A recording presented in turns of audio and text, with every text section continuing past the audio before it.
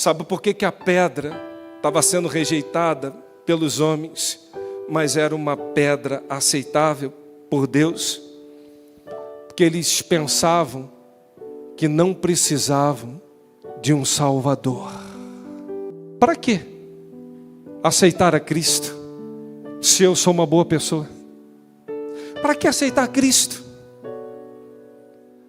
Você tem bons princípios. Eles acham que a coisa é meritocrática, obras. E sabe o que acontece? Não enxergam a necessidade de se render ao Salvador. Porque só tem essa necessidade quem sabe que está perdido.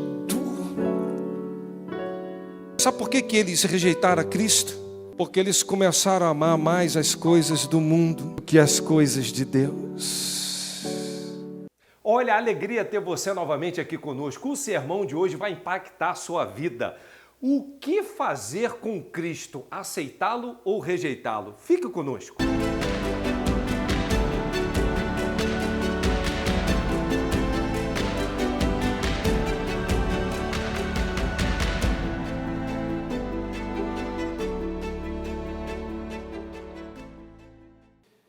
E o tema da nossa reflexão nesta manhã é: o que fazer com Cristo? O que fazer? E o texto diz assim de Mateus 22, 42. Quem é o Cristo? Dizendo, que vós pensais do Cristo? De quem é filho? Eles disseram-lhe, de Davi. 1 Pedro 2, 4.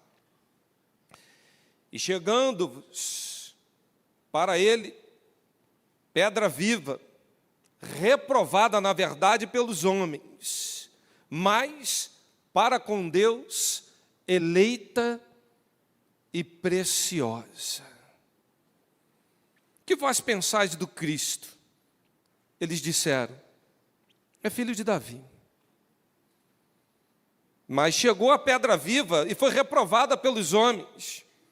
Mas com Deus, essa pedra era eleita e preciosa.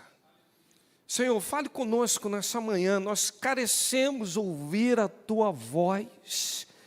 E que cesse agora, Deus, tudo que for do homem. E que prevaleça o Teu Espírito, despertando-nos, salvando-nos, curando-nos, vivificando-nos. Nós te suplicamos essas bênçãos em nome e por amor de Jesus. Amém, meu Pai.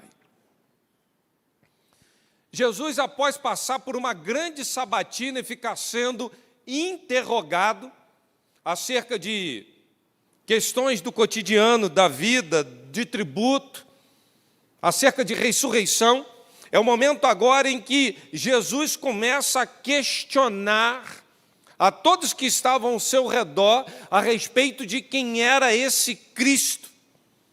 Ele está na iminência de cumprir a sua missão e Jesus passa a vida inteira escondendo a sua messianidade, até o ponto que ele faz questão de revelar quem ele era verdadeiramente. Aliás, muitos já sabiam, mas no momento que recebeu uma cura, no momento que tinha um grande sinal dele ser o Messias, Jesus sempre os advertia e dizia o seguinte, olha, não conta para ninguém não, fica quietinho, vão ficar por aqui mesmo. E agora é chegado o momento em que Jesus está falando, o que vocês pensam que é o Cristo?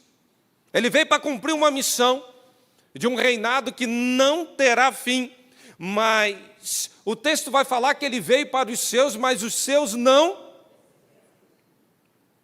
Eles falaram, é filho de Davi, começa a ver na genealogia, olhar para a palavra e apontar para tudo que os antigos profetas já vinham falando há muitos anos atrás, de diversas maneiras, e isso tudo se cumpria na pessoa de Cristo Jesus. Eles tinham convicção, mas não receberam. Jesus não veio para desconhecidos, até porque ele veio como um ser humano, cumprindo tudo que a palavra estava falando, mas ele não é aceito como o Messias por seus compatriotas judeus. Esses seus, que eram judeus, o desprezaram. mas o texto vai falando, João 1, 12, 13. Contudo, os que o receberam, aos que creem no seu nome, deu-lhes o poder de se tornarem filhos de Deus, os quais nasceram por descendência natural. Não nasceram por descendência natural, nem por vontade da carne, nem por vontade de algum homem, mas nasceram de Deus. Tudo isso já estava predito que sucederia. O Salmo 118, verso de número 22, diz que ele é a pedra rejeitada pelos construtores, mas se transformou na pedra angular. Logo mais à noite você vai ver que em toda a construção, na esquina, era colocada uma pedra mais macia que sustentava toda a edificação. O que o texto está falando é que Jesus se transformou exatamente nessa pedra que dá toda a sustentação à obra. Uma pedra fundamental, uma pedra útil, uma pedra valiosa, uma pedra mais do que necessária, porque sem essa pedra tudo vai ruir. Por isso que a ele foi dado toda a autoridade nos céus e na terra. Ou seja, Jesus Cristo é o fundamento de amor, de bondade, e ele nos concede isso, a oportunidade de sermos edificados nele. Mas esses homens rejeitaram, não quiseram. Apesar de olhar e conhecer tantos textos que apontavam para ele, esses homens colocaram Jesus de lado. E as promessas todas se cumprindo, e eles se apressam em conseguir tentar desconstruir ou rejeitar a obra redentora de Cristo Jesus. Jesus, a pedra rejeitada, ele veio para os seus, e depois de ter sido testado, quem não crer nele já está desiludido, já está confundido. Não há como viver uma vida sem alicerce, sem base. E hoje, conduzir a sua vida de tal forma que você está colocando Cristo de lado é o mesmo que realizar uma grande obra sem segurança, sem nenhuma estabilidade, não há alicerce. É aquela questão de edificar a casa na rocha e edificar a casa na areia. É uma questão de tempo que no primeiro vento vai tropeçar, vai cair. Agora, vamos ser sinceros, ninguém gosta de ser rejeitado. Se tem uma coisa que a gente briga, é por aceitação. Todos nós temos necessidade de pertencimento. Eu me lembro que estudei, às vezes, em faculdades, universidades, falando da pirâmide de Maslow. Falava desde as necessidades básicas até a última necessidade, que era necessidade de status. Por quê? Nós carecemos de aceitação. A gente gosta de um tapinha no ombro. A gente gosta de ouvir assim, você é importante. E às vezes, irmãos, não precisa nem dar um tapinha no ombro. É só coletar aqueles ovinhos assim, de quintal, fresquinho, trazer domingo. Falar assim, toma, pastor, eu já estou ouvindo a mensagem. Isso é importante. Às vezes tem gente que faz uma manifestação que você olha assim, eu estou preocupado com você. Isso às vezes soa como um alento, sabe por quê? Se tem uma coisa que dói na nossa alma, é uma coisa chamada rejeição. Isso dói na gente. E aí a gente começa a proteger nossas emoções e evitar que isso transcorra novamente, aquela velha questão do gato escaldado tem medo de água fria. A gente tem tanto medo de rejeição que a gente cria mecanismos de defesa, mas o povo, os seus, rejeitaram a Cristo, a pedra viva. Ele foi deixado pelos homens. E você já parou para pensar em momentos da sua vida que você rejeitou alguma pessoa, ou alguém, ou uma oportunidade? E lá na frente você parou e pensou assim, se eu tivesse comprado aquele imóvel, escapuliu, investi mal. Sabe aquele negócio que eu podia ter feito e não ficou no quase, como aquilo valorizou? Sabe aquela pessoa que eu desprezei aquela pessoa? Eu não sabia que aquela pessoa mandava como manda, fazia e acontecia.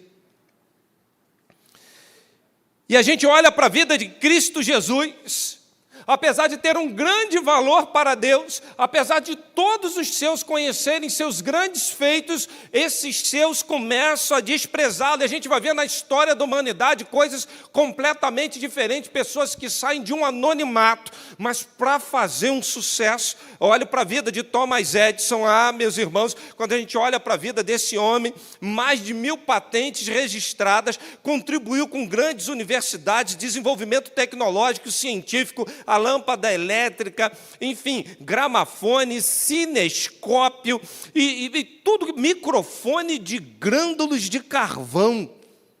Olha só, começou com ele. Mas esse homem que ainda dominou boa parte da indústria cinematográfica, ele teve tantos experimentos fracassados, ninguém dava nada por aquele homem, até o chamavam de louco. E, de repente, ele consegue fazer coisas extraordinárias que impactam até hoje a nossa vida.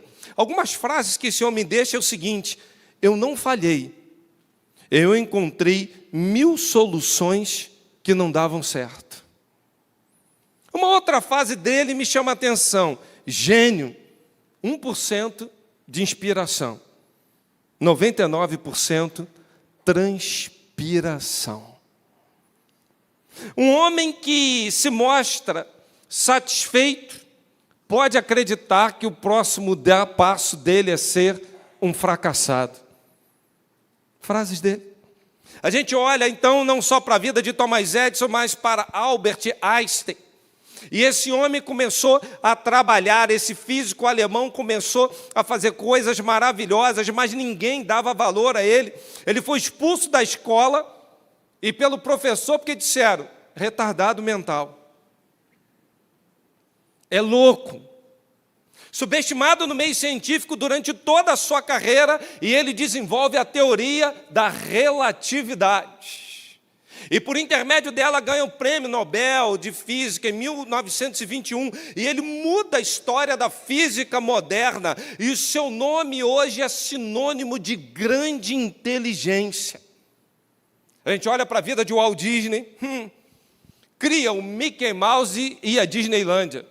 Você vai hoje lá para aquele complexo, tem gente tentando te vender um apartamento como título proprietário, que você vai passar de geração em geração. Aí você fala: sou proprietário da Disney. Só que você só pode usar num ano, durante 3 semanas. É um proprietário. Aí você, mas se você também não quiser usar, você pode usar em qualquer hotel, rede hoteleira aí. Aí você vai ver os tributos, taxas. Meus irmãos, o cara é um gênio, ele construiu uma cidade até hoje, o que ele vende, o que ele faz. Você chega ali na dia, você dá vontade de morar naquilo ali. Tomar um café da manhã todo dia com o Mickey. Até a hora que a sua ficha cai e você percebe que a história não é bem essa, mas esse homem é um gênio. Mas ele foi demitido do Kansas City Star. Sabe por quê? De acordo com o editor, ele não tinha boas ideias e a menor imaginação. Imagine. Imagina se tivesse. Imagine. Ele começa, então, a produzir grandes shows, espetáculos em Hollywood, botou Alice. E aí foi um grande sucesso, estourou. E a gente olha hoje a marca Disney. Você chega ali dentro daquele complexo, você vai comprar um boné do Mickey, meus irmãos, aquilo custa uma bagatela de uns $100. Você desiste até de botar aquele boné na cabeça, você fala: isso é tão caro. A gente olha para a vida de Vicente Van Gogh. Que pintor. A obra mais cara dele foi lá vendida, foi um japonês que comprou $82 milhões. Mas o que me chama a atenção é que ele vem pintando um monte de quadro e não vende nada. Artista falido. E o único quadro que ele tinha conseguido vender na vida, entendeu? Para você que está pintando aí, pintando os canecos aí, você que tem lá sua casa, eu sei que tem uns artistas aqui, irmãos, eu já ando por algumas casas, eu já identifico alguns artistas. pinta o quadro, bota na parede lá. Ele vendeu um quadro para um amigo por uma bagatela. E quando é que esse homem fez sucesso? Quando ele morreu. Pastor, o que o senhor está querendo dizer? Que eu tenho que continuar pintando só após minha morte? Virar o reconhecimento? Talvez nem tanto, mas se transformou num dos maiores artistas, mesmo depois de desprezado. A gente olha para a banda chamada Beatles. O Beatles foi um grupo de grande sucesso na história. John Lennon, Paul McCartney, George Harrison, Ringo Starr, eles influenciaram gerações, músicas. Se talvez fosse dedilhar aqui agora uma música, tinha algumas pessoas já aqui, de geração em geração, que iam cantarolar alguma música dos Beatles. Mas a história deles foi marcada por uma rejeição de um grupo musical, ou de uma produtora musical, Marquinhos Miranda, chamada Decca. Falou assim: vocês não vão vender nada, vocês são um bando de desajeitados. E não quis gravar uma música deles. E falou: vocês não vão ter futuro, business. Vocês são fracassados. A banda assinou com a produtora EMI. E a partir daí se alastrou por todos os Estados Unidos e começou a se transformar numa das maiores bandas da história da humanidade. Michael Jordan foi expulso quando universitário do time de basquete, porque disseram: você não tem estatura para jogar nesse time. E hoje, a marca Jordan e tudo que ele conquistou virou cestinhas, a NBA e a Liga, como o maior astro já visto no mundo basquetebolístico. Henry Ford, o empresário que aplicou primeira produção em série, ele criou séries de montagem, sério louco. Aliás, ele já tinha criado 2 companhias e tinha falido. Até o momento que ele vai revolucionar o mundo industrial. Irmãos, eu tenho tantos outros aqui para falar, eu estava pensando em Steve Jobs. Steve Jobs foi um gênio. Monta uma empresa, vai lá, começa a ganhar dinheiro e se torna CEO da nossa querida Apple. Um aparelho maravilhoso, irmãos. Nada comparado a esse meu, mas um aparelho bom. Nada comparado a esse meu. Um bom aparelho. Mas que você começa a ver hoje o que cobra pela marca. E eu não uso exatamente porque eu tenho medo de usar essa marca. Sem considerar também outros fatores ali, que a bateria... Tomei trauma. Mas esse homem, quando completa 17 anos de idade, ele vai estudar. E ele desiste dizendo assim: esse negócio aqui não é para mim, não. Eu vou montar um negócio que vai dar certo. E ele funda a Apple com sócio. E depois o dono da Apple, junto, né? Ele era sócio, o outro era majoritário, falou assim: você não está servindo, não. Jogou ele para escanteio. Ele vai abrir 2 grandes empresas, Pixar e Next. E aí a Next foi comprada pela Apple em 1996. E aí, depois que Steve Jobs vende, aí o dono que tinha mandado ele embora fala assim: camarada, vem, volta, que você está fazendo falta. Eu fico me lembrando de Steve Jobs anunciando o que seria, a partir de agora, a Apple. E ele faz aquela coisa: você quer um livro, você quer acessar isso, você quer fazer não sei o quê, você quer... Tudo que um homem imagina, ele fala: está aqui, na palma da minha mão. Agora, uma frase interessante que Steve Jobs deixa é: a morte é a melhor invenção da vida. Ela tira o que é velho do caminho e abraça o espaço para o novo. Eu olho para a vida de todos esses homens, poderia citar aqui um brasileiro também, um Bernardinho, que treinou tão bem a seleção brasileira de vôlei. Bernardinho foi chamado para dirigir empresa, para ser candidato a governador. A gente acha que um Kaiser de sucesso numa área, a gente gosta tanto que a gente acha que ele tem que ser sucesso em tudo que ele botar a mão vai prosperar. Não é bem assim. Mas a gente aceita essas pessoas de tal forma.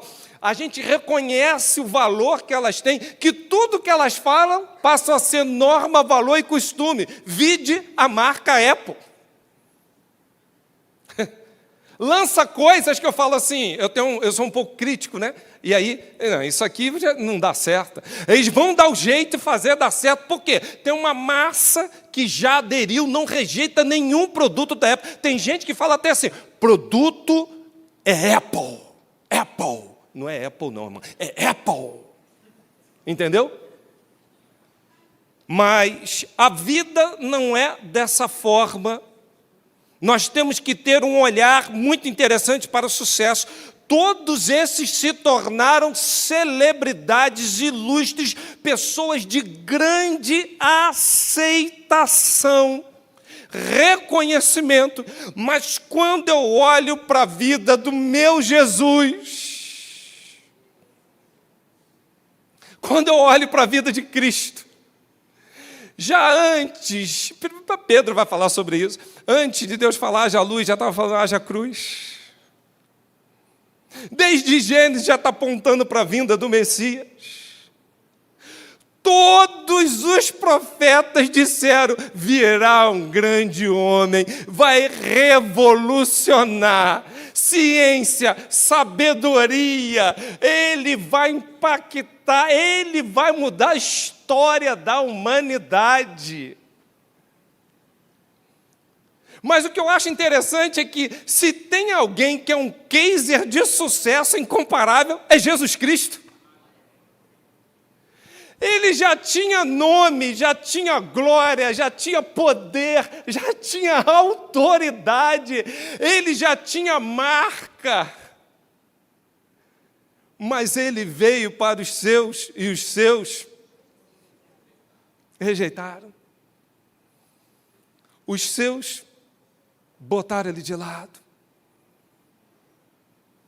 E o que me chama a atenção na vida desse case de sucesso chamado Jesus Cristo, é que tendo toda essa autoridade, essa glória, ele não usurpou ser igual a Deus, ele se esvazia e ainda assume a forma de servo. Ele começa a olhar no teu olho, ele começa a dizer assim, eu sou tudo isso, mas eu abro mão de tudo isso para estar junto a junto, tete a tete, olho no olho com você.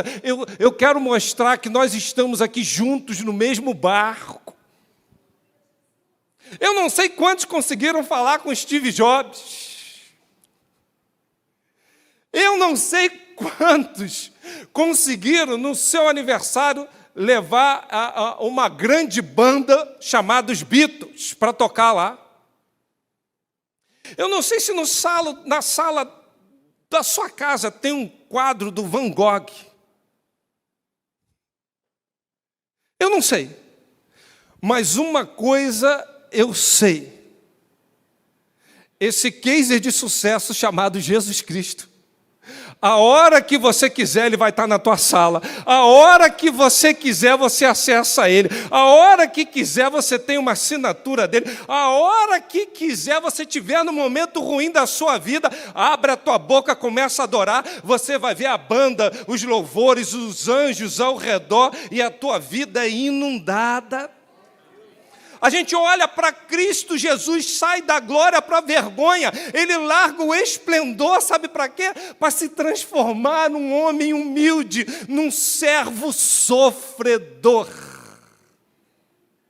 Apesar de toda a glória que ele tinha, Cristo foi recebido por uma multidão com cânticos na entrada triunfal de Jerusalém. Mas depois, essa mesma multidão estava gritando, crucificam, crucificam, crucificam.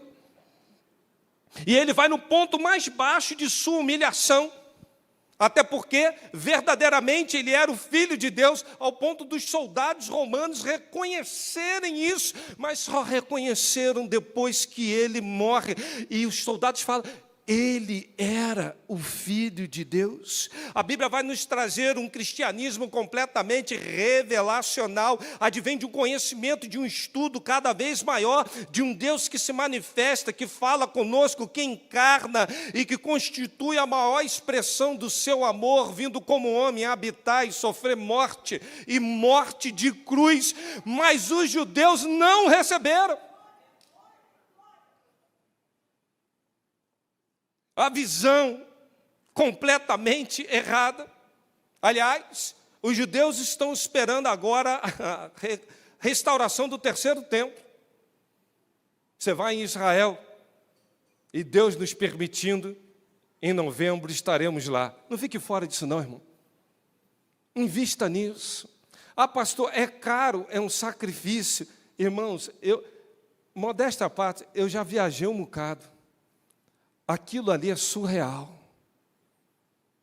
Você já imaginou? Fecha o Getsemane para a caravana da pastora, do pastor, do fulano, da família Maciel. Fecha lá. Fecha lá. Nós vamos passar um momento agora aqui, ali no Getsemane. Depois eu conto uma experiência de cura, de milagre dentro daquele lugar. Que eu fiquei rodeando aquele lugar com outro pastor, o Oswaldo, de braço dado, o povo todo, cada um embaixo de uma oliveira, a hora, clamando ao Senhor. E a resposta que Deus nos deu naquele lugar. Ah, pastor, o senhor está querendo endeusar aquele lugar? Não, você não está entendendo não, irmão. Mas interessante que o mundo muçulmano, na porta onde o Messias entraria, a porta dourada lá, já botou um cemitério ali do lado. Sabe para quê?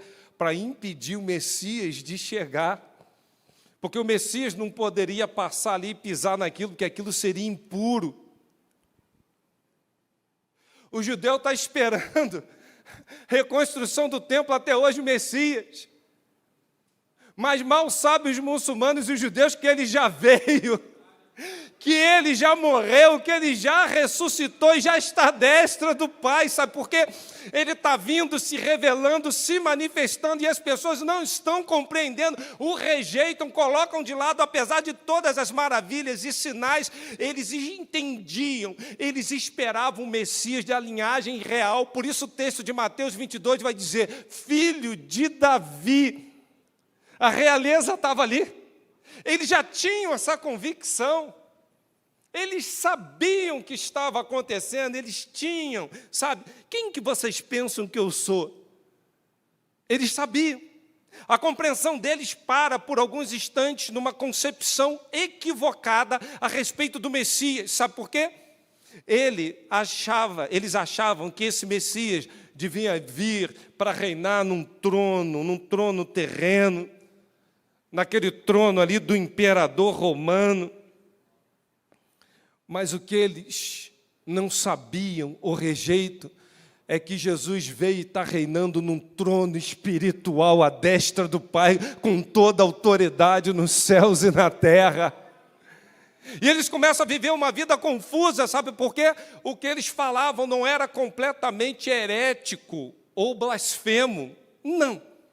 Mas essa questão de uma obra incompleta, eles não conseguiram perceber o que estava sucedendo, até porque quando Jesus vem, ele já vem completamente revelado. Jesus começa a demonstrar o seu amor, Jesus começa a demonstrar a santidade. Ninguém tem maior amor do que esse. Ele fala para Moisés, tira a sandália de onde tu está, isso aqui é a terra santa, o negócio aqui é a santidade. Sede santo, porque eu sou santo. Jesus começa a mostrar a sua glória. Isaías 43, 7, diz que Deus o criou para a sua glória. Em contexto com todos os versículos, você vai ver que tudo serve para glorificar ao Senhor.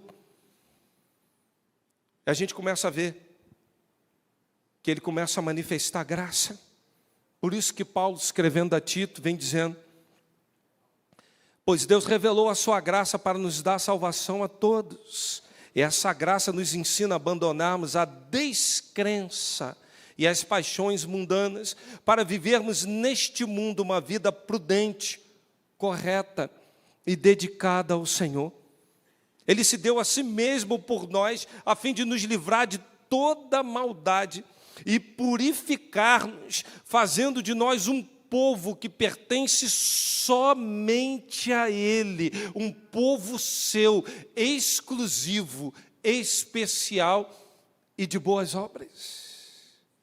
Cristo já vem formatando isso de muito tempo, demonstrando paternidade. Ele fala: quem vê a mim, vê ao Pai. O Messias já devia ser esperado por muito. Você vai ver todas as famílias presentes ali no momento sonhavam em vir o Messias, em ter o Messias. Mulheres oravam e desejavam que ele pudesse estar sendo gerado dentro de uma dessas casas. Ou seja, tinha uma expectativa total para a vinda de um Messias que tinha toda a glória, mas ele vai se despir de toda ela para andar passo a passo contigo, para mostrar o seu poder, sua autoridade e o como nós precisamos recebê-lo. Mas depois de tudo isso, eu queria concluir falando isso para você. Depois de tudo isso, como é que alguém consegue rejeitar a Cristo? Depois de tudo isso, a gente aceita com facilidade qualquer case humano de sucesso.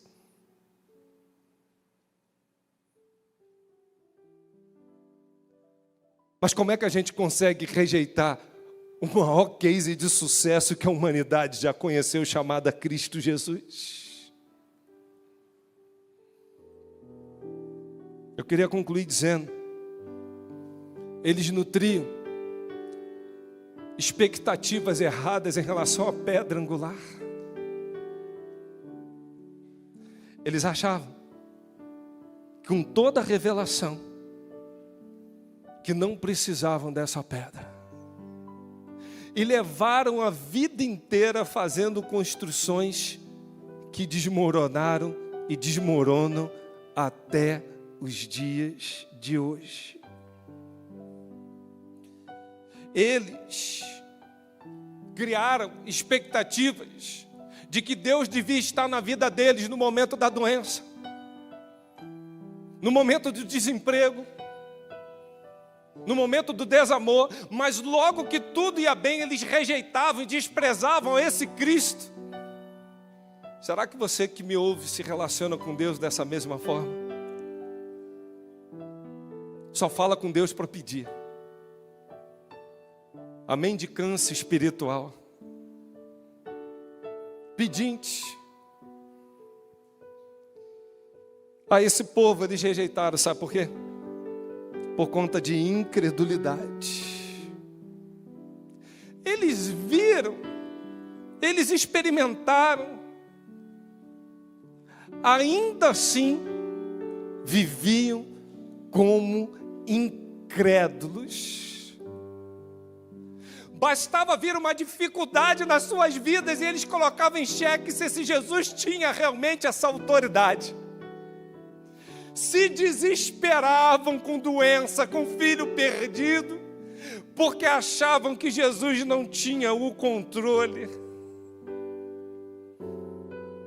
Esse povo rejeitou, porque ao invés de colocar esse Cristo em primeiro lugar, eles iam logo tentar adotar providências, iam tentar comunicar com pessoas, ao invés de se dobrar aos pés do Senhor. Eles falavam que esse Jesus existia. Em determinado momento reconheciam até a sua autoridade. Até o momento da primeira dificuldade, a incredulidade assolava o coração desse povo que rejeitou a Cristo. Terceiro lugar, sabe por que a pedra estava sendo rejeitada pelos homens, mas era uma pedra aceitável por Deus? Porque eles pensavam que não precisavam de um Salvador.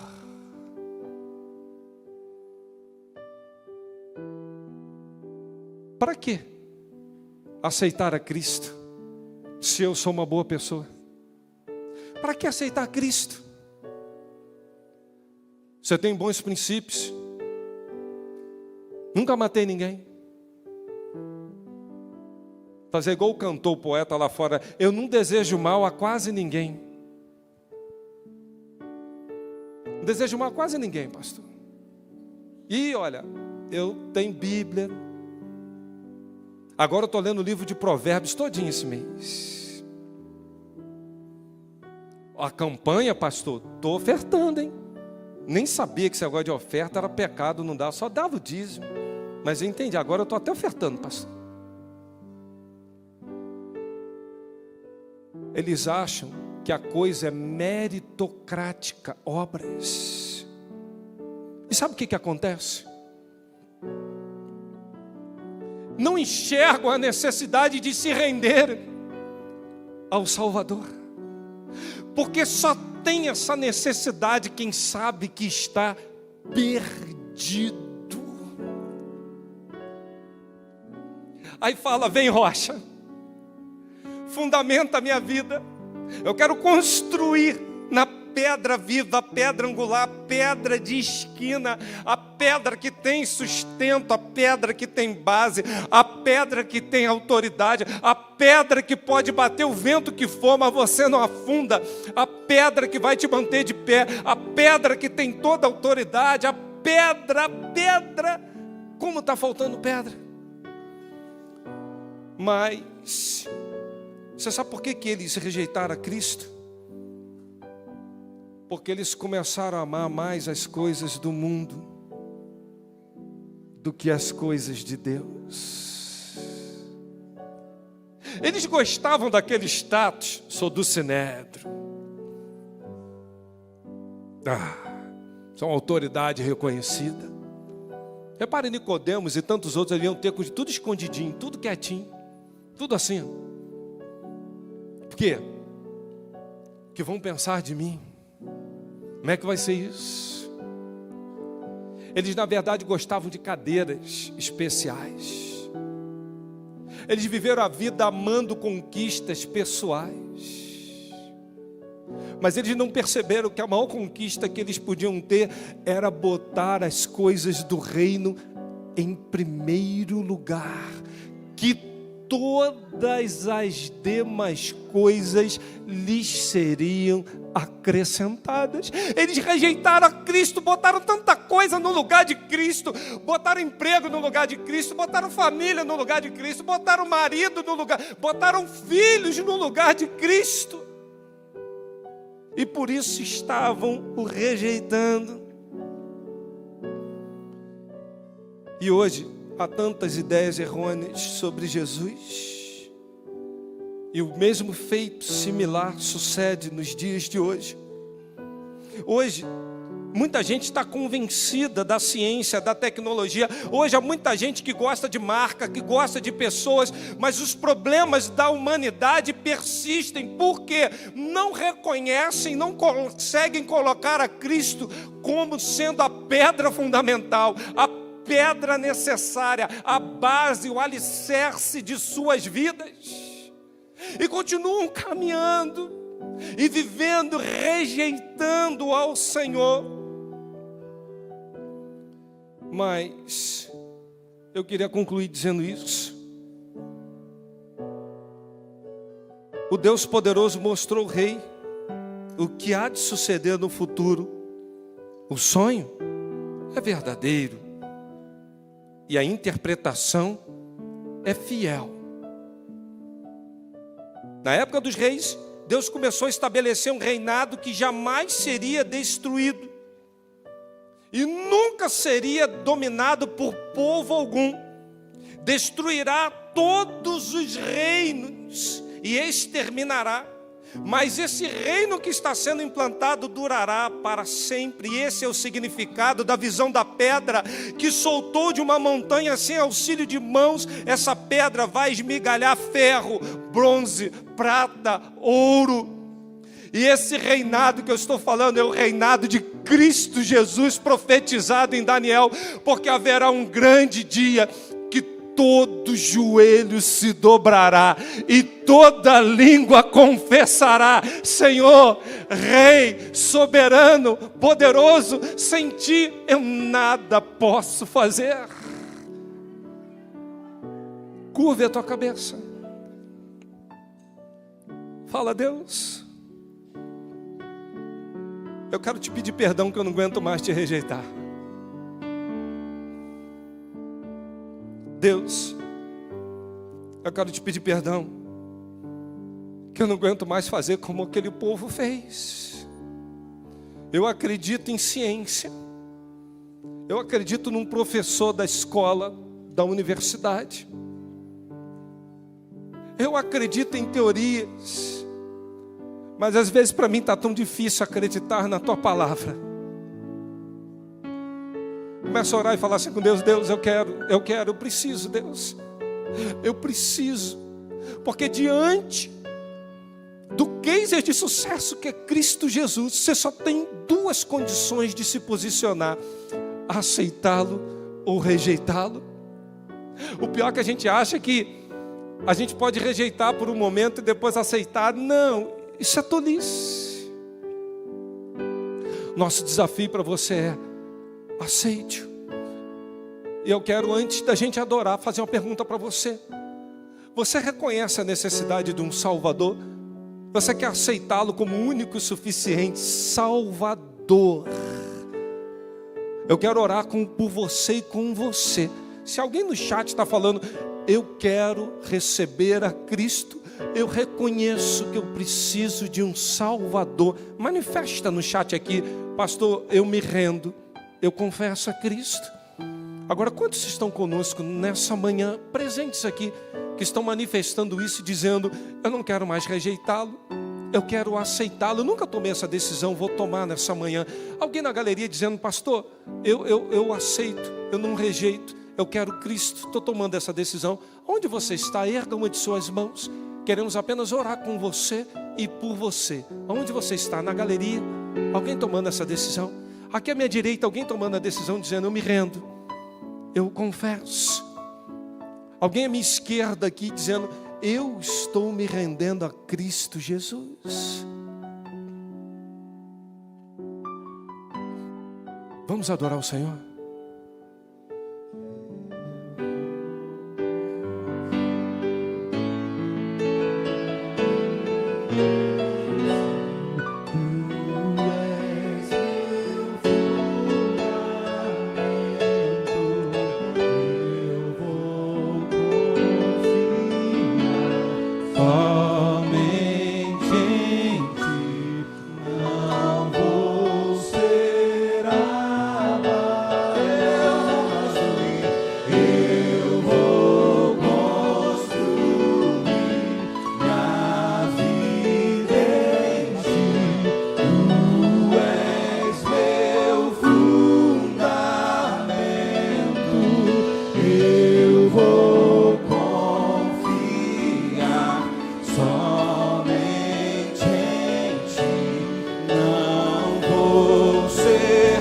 Declare: eu vou construir minha vida.